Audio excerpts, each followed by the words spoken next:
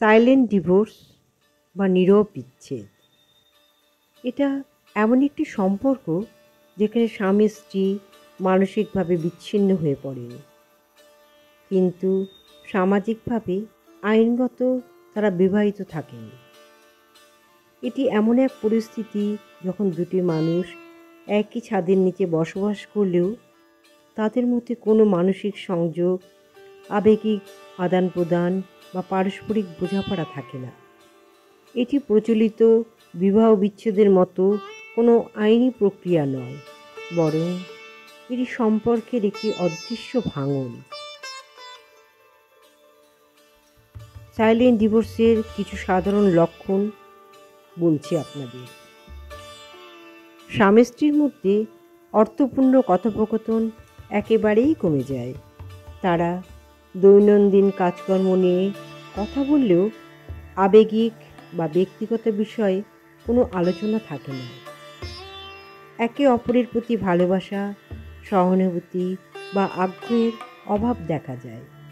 কোনো পক্ষই অন্যজনের অনুভূতি বা প্রয়োজন নিয়ে মাথা ঘামায় না। দম্পতিরা ইচ্ছাকৃতভাবে একে অপরের সাথে সময় কাটানো এড়িয়ে চলেন। তারা নিজেদের আলাদা রুটিন তৈরি করে নেন এবং যার যার নিজস্ব কাজ নিয়ে ব্যস্ত থাকেন। শারীরিক ঘনিষ্ঠতা সম্পূর্ণভাবে বা আংশিকভাবে বন্ধ হয়ে যায়। এটি মানসিক দূরত্বের একটি বড় প্রতিফলন। ছোটোখাটো বিষয় নিয়েও ভুল বোঝাবুঝি হয় এবং কেউ ক্ষমা চাইতে বা বিষয়টি মিটমাট করতে আগ্রহী হয় না। দম্পতিরা একসাথে কোনো ভবিষ্যৎ পরিকল্পনা করেন না। প্রত্যেকেই নিজেদের ব্যক্তিগত লক্ষ্য ও স্বপ্ন নিয়ে ব্যস্ত থাকেন। একে অপরের সফলতা বা ব্যর্থতার কোনো রকম আগ্রহ বা অনুভূতি প্রকাশ পায় না। অন্যগুলোর কারণে সাইলেন্ট ডিভোর্স হতে পারে।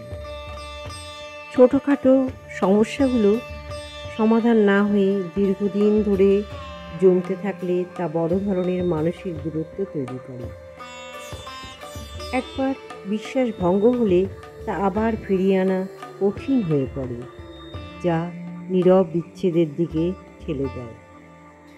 একজন বা উভয় সঙ্গী যদি মনে করেন তাদের আবেগিক চাহিদা পূরণ হচ্ছে না, তবে তারা মানসিকভাবে দূরে সরে যেতে পারেন।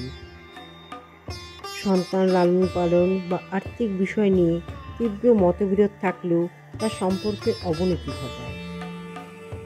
অতিরিক্ত কর্মব্যস্ততা বা সম্পর্কের জন্য সময় না দেওয়া নীরব বিচ্ছেদের একটি কারণ হতে পারে।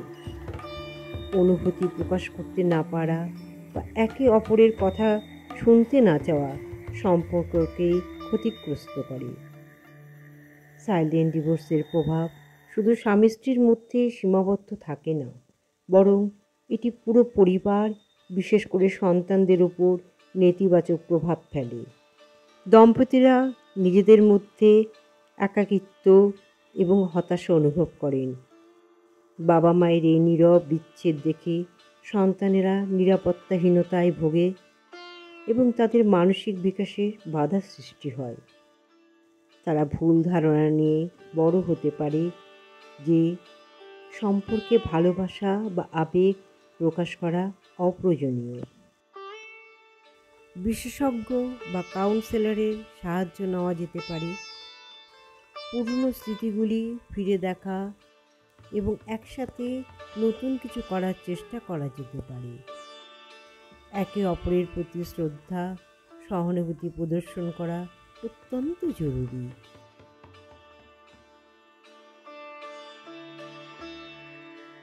সাইলেন্ট ডিভোর্স একটি জটিল সমস্যা, যা অনেক সময় অজান্তেই সম্পর্কের গভীরে শিকড় গেড়ে বসে।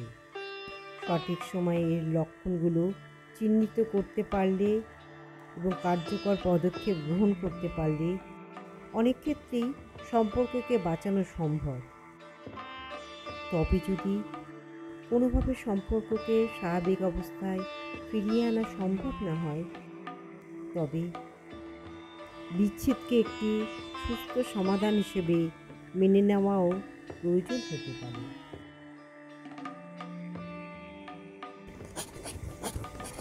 মাই ডিয়ার পৃথু, এই চিঠি জবাবদিহির জন্য লিখছি না। একে হয়তো চিঠিও ঠিক বলা যায় না।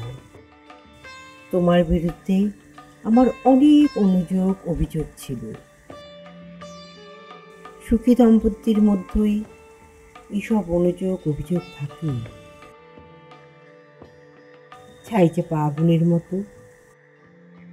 কিন্তু তার জন্য বিবাহিত জীবন থেমে থাকে না। পরিবর্তন সবসময় যে বেশি সুখের তা নয়, কিন্তু পরিবর্তনের একটা নিজস্ব মূল্য আছে। পুরনোকে সে নতুন করে তোলে।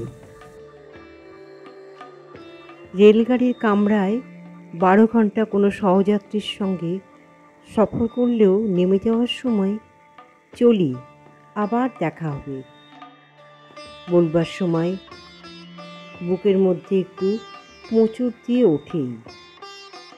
সেই সব সহযাত্রীদের সঙ্গে এই ছোট জীবনে দেখাই হয় না।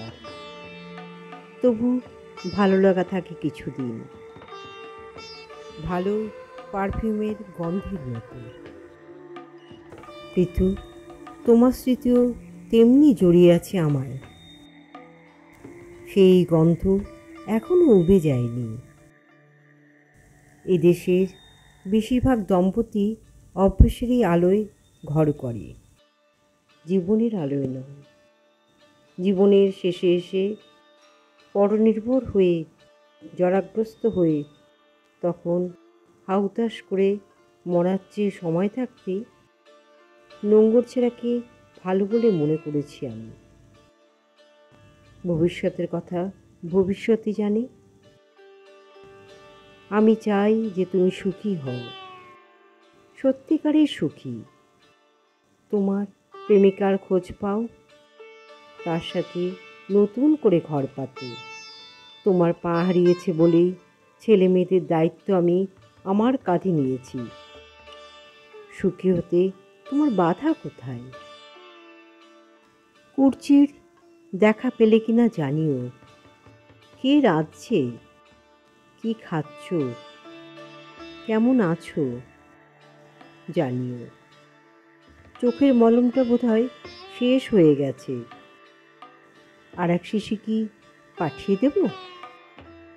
আসলে তোমার কোনো স্ত্রীর দরকারই ছিল না। একজন মা থাকলেই চলতো তোমার। তোমার ঠুঁটা তোমার সঙ্গে আছে, তাও একজন পুরনো চেনা লোক আছে, জেনে ভালো লাগলো। ইতি, তোমার এক সময়ের স্ত্রী রুষা। পশ্চিম আকাশে পাহাড়ের মাথায় ঠিক ওপরে সন্ধ্যা তারাটা স্নিগ্ধ সবুজাভ রুতিতে অন্ধকারে জ্বরগ্রস্ত কপালে অডিকলন ভেজানো রুমালের মতো স্নিগ্ধতা ঢেলে দিচ্ছিল। পৃথু এখন একেবারে একা হয়ে গিয়ে বুঝতে পারছে যে একা একা বেঁচে থাকা সোজা নয়। একা হলেই নিজের কাছে নতজানু মানুষ বরফের মতো, ঘাসের মতো গলতে গলতে বলে, ক্ষমা করো, আমি পারিনি। খুচরো পয়সার মতো এলোমেলো হয়ে গেছি। গাছ থেকে ঝরে পড়েছি খাদে ফাদে জঙ্গলে। দরজা খুঁজে পাইনি রাজবাড়ির, সিঁড়ি খুঁজে পাইনি মন্দিরের। ক্ষমা করো, আমি পারিনি। ক্ষমা করো, আমি পারিনি। ক্ষমা করো, আমি পারিনি। ক্ষমা করো।